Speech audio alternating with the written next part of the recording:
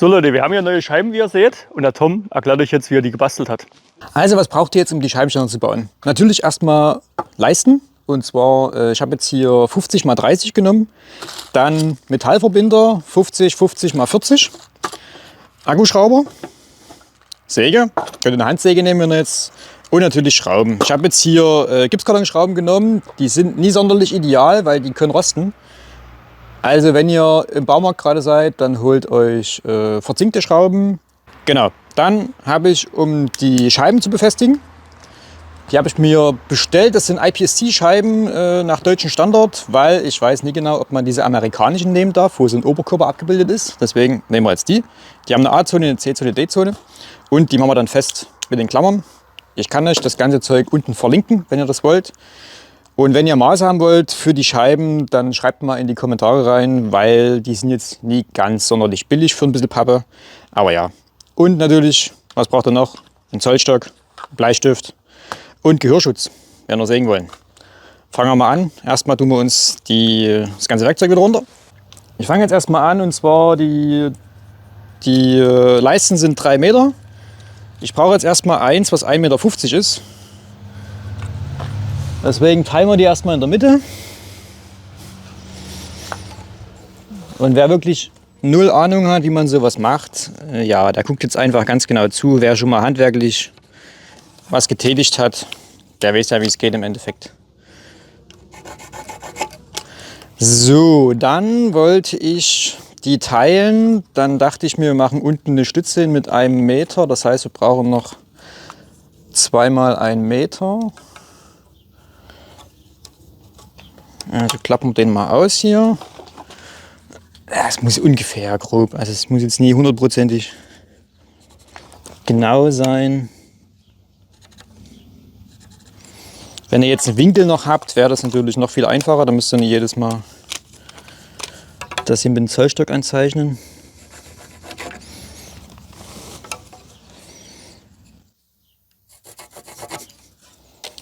Und dann ist die Scheibe, die war glaube ich 46 breit. Das heißt, wir messen uns mal die Scheibe hier. Genau, die sind 46 breit, weil wir müssen ja dann auch den Abstand von dem Ständer 46 breit machen. Das heißt, da dachte ich mir, wir machen 2.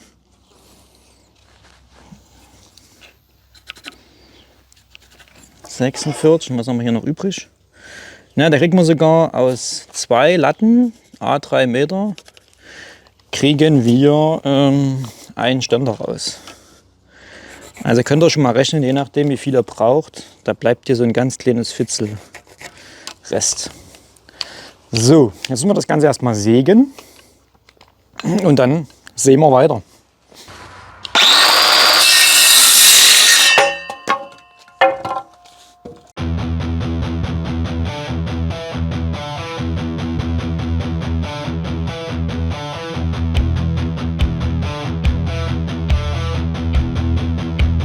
So, haben wir das Ganze gesägt? Genau. So, eigentlich soll der jetzt hier so ran.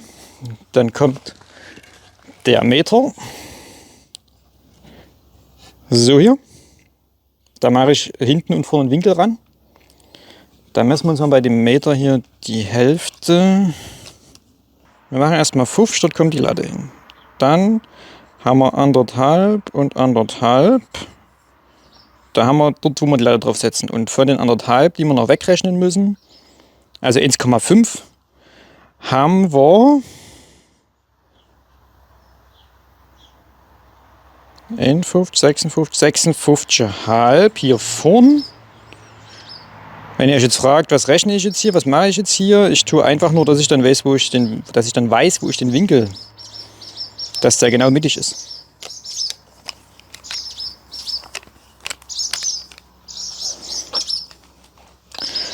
Dann können wir eigentlich schon das hier festschrauben. Es kann auch sein, dass ihr die vorbohren müsst. Also bei den Leisten definitiv langsam schrauben, weil sonst bricht euch das Zeug relativ schnell. Ja, die kommen sogar gar nicht hinten raus. Also 35er Schrauben sind auf jeden Fall ausreichend. So.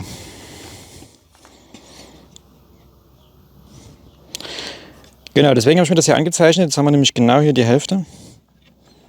Und jetzt wäre natürlich eine zweite Person hilfreich, aber es gibt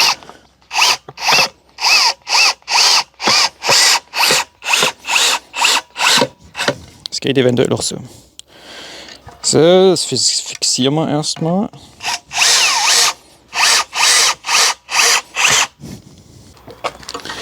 So, dasselbe auf die andere Seite.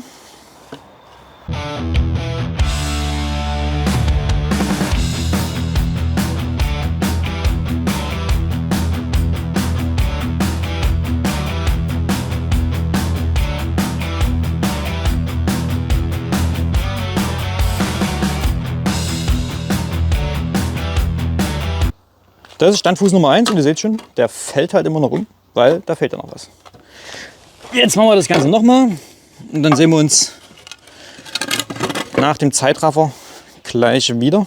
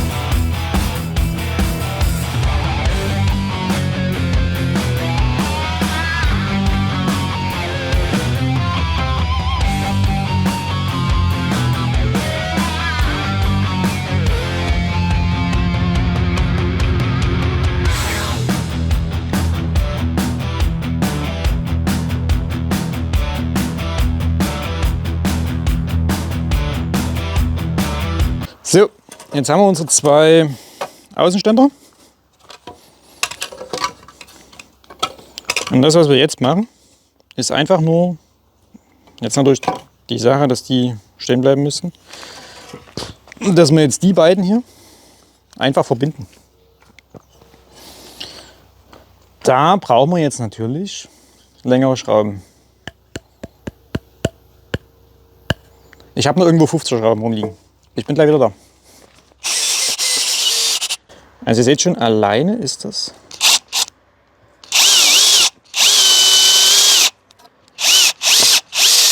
Es ist manchmal besser, wenn man immer zu zweit ist.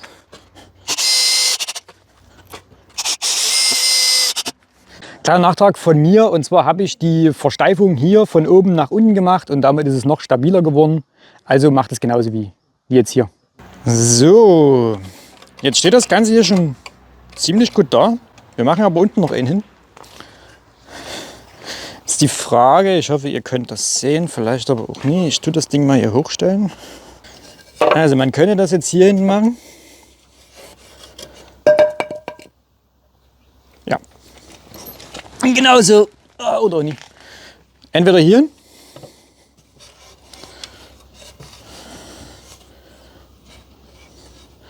Oder hier so hin. Jetzt die Frage, was ich bevorzuge. Eigentlich wäre über Kreuz stabilitätstechnisch wesentlich besser, also wenn wir es so machen. Aber dann muss ich ja schon wieder eine Leiste opfern dafür. Und das will ich halt nie. Und zwar machen wir den erstmal hier fest.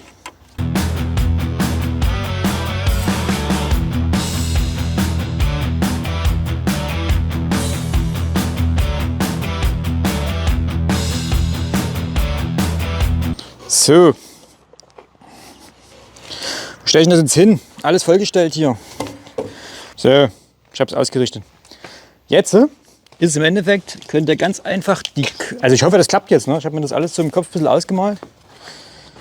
Und jetzt machen wir das Ding hier her. Das passt natürlich fast perfekt vom Maß. Machen die Klammer ran. Machen die Klammer ran. Und die sind ja echt straff, die tue ich euch auf jeden Fall verlinken. Und dann haben wir hier einen Ständer zum Schießen. Und das war's eigentlich schon. Das ist jetzt für unsere neuen Reviews.